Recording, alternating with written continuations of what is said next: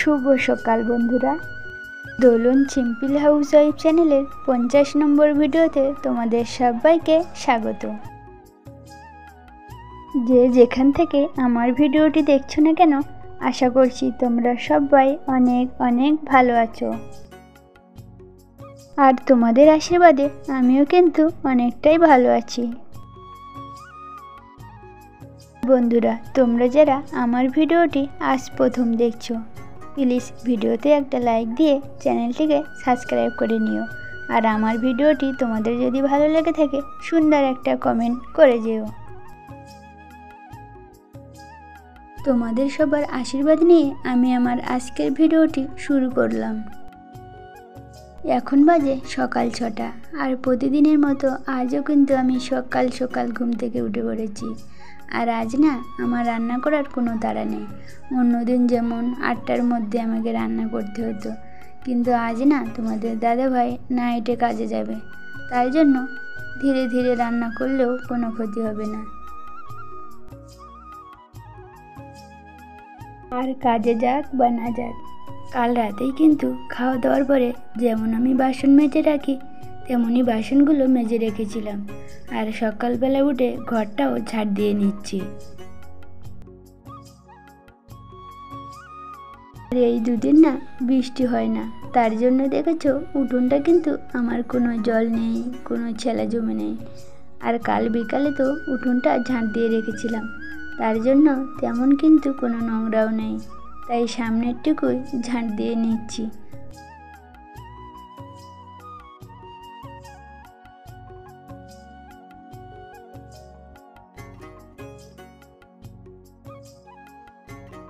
আর তোমাদের দেখিয়েছিলাম না, আমাদের এই পিঁপে গাছটা ভেঙে গেছিলো, তোমাদের দাদাভাই এই দড়ি দিয়ে বেঁধে দিয়েছিল। কিন্তু দেখো, আজ সকালবেলা ঘুম থেকে উঠে যাচ্ছি, গাছটা না আবারও পড়ে গেছে, মনে হয় কেটে দিতে হবে। ঘর বারান্দা ঝাড় দিয়ে ভাতটা বসিয়ে দিয়েছি। আর ঘরে কিন্তু তোমাদের দাদাভাই, ছেলে মেয়ে সবাই এখনো ঘুমোচ্ছে। ভাতটা তো বসানো হয়ে গেছে, এবার না বাসন রাখার তাকটাকে একটু ভালো করে মুছে নিচ্ছিলাম, যাতে কোনো ধুলো ময়লা লেগে না থাকে।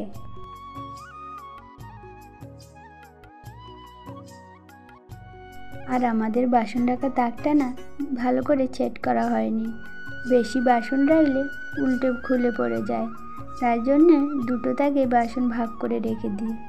এটাতে থালা গ্লাস রেখে দিই, আর ওটাতে গামলি বাটিগুলো।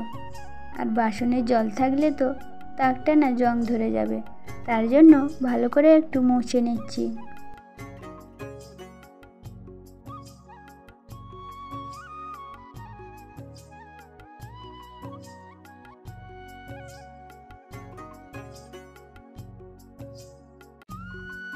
বাসন গোছাতে গোছাতে আমার কিন্তু ভাতটাও হয়ে গেছিল। আর ভাতটা উপর করে দিয়ে সবজিগুলো কেটে নিয়েছি। আজকে না পটল কেটেছি ভাজা করার জন্য, আর কুমড়ো আলু এই মাছগুলো দিয়ে রান্না করব। আর কেটেছি উচ্ছে আর আলু। এখন কিন্তু সবাই ঘুম থেকে উঠে গেছে, আর আমার তো ভাতটা হয়ে গেছে, তোমরা দেখলে। আমি তরকারিটা বসিয়ে দিয়ে বিছানাটাও না গুছিয়ে নিচ্ছিলাম। আর বিছানাটা তোলার আগে আমার ছেলে কিন্তু বিছানাতে বই নিয়ে বসেছিল, তাই ওকে বললাম আমি বিছানাটা তুলে নিই, তারপরে তুই পড়তে বসবি।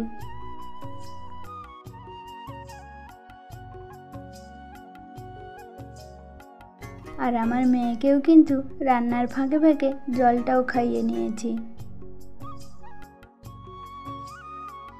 আর আমার ছেলে যে বেলটা পরে আছে না, ওটা কিন্তু কাল রাতে তোমাদের দাদাভাই ওর জন্যই নিয়ে এসেছিল, তাই সকালবেলা পরে দেখছে ঠিক আছে কিনা।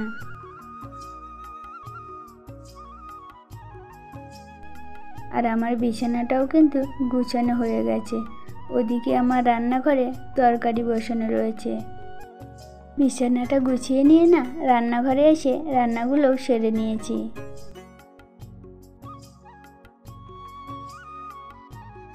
রান্না করে নিয়ে রান্নাঘরটা ভালো করে মুছে রাখছি। আর কি জানো তো, রান্নার পরে এগুলো মুছে না রাখলে না কেমন একটা তেল চিটচিট হয়ে যায়, তাই প্রতিদিন রান্না করার পরে মুছে রাখি। আর এখন কিন্তু 8:30 বেজে গেছে।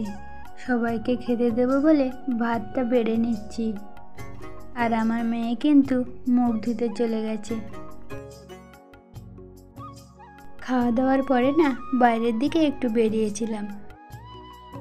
আর তোমাদের একটা ভিডিওতে বলেছিলাম না, আমাদের টাইম কলের পাইপ ফেটে রাস্তায় পুরো জল ভর্তি হয়ে যায়। তাই দেখলাম সেটা না সারাই করতে 2জন লোক এসেছে।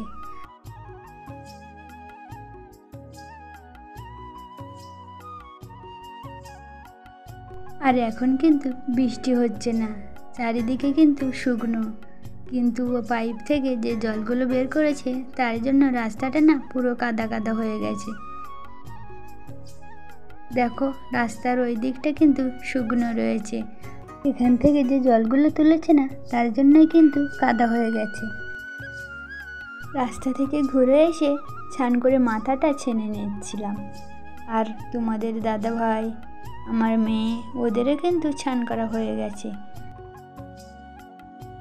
আর আমার ছেলে কিন্তু সকালবেলা 9টার সময় স্নান করে পুজো দিয়ে স্কুলে চলে গেছে।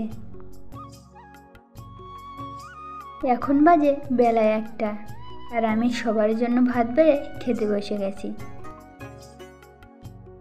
আর তোমাদের দাদা ভাই টিভি দেখছিল বলে বলছিল একটু পরে খাবে, আর আমি মেয়েকে খাওয়াবো বলে তাড়াতাড়ি খেয়ে নিচ্ছিলাম। আর আমার মেয়ে কিন্তু খাটের উপর বসে বসে ওর পাপার ফোনে কার্টুন দেখছিল।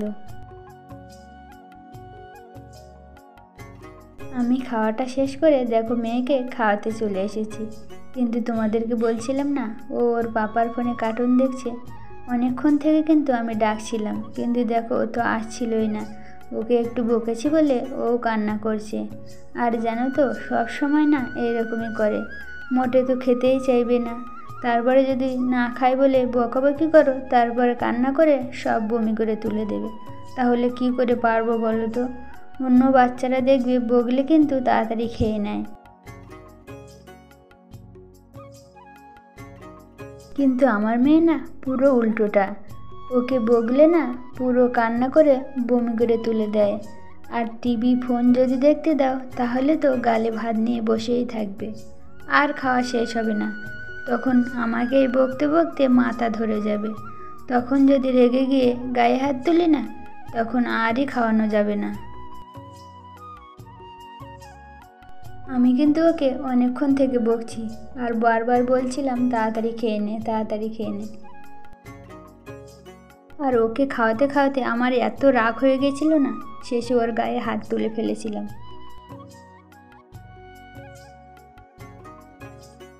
এইভাবেই কিন্তু আমার মেয়েকে 3 বেলা খাওয়াতে হয়, আর নিজের হাতেই। এইভাবে খাওয়াতে খাওয়াতে তো আমার আর ধৈর্য থাকে না। আর ওকে খাওয়াতে খাওয়াতে না পুরো কিন্তু 1.5 ঘন্টা পার হয়ে গেছে। এখন কিন্তু 3টে বেজে গেছে। মেয়েকে খাওয়াতে খাওয়াতে কিন্তু তোমাদের দাদা ভাইয়ের খাওয়া হয়ে গেছে।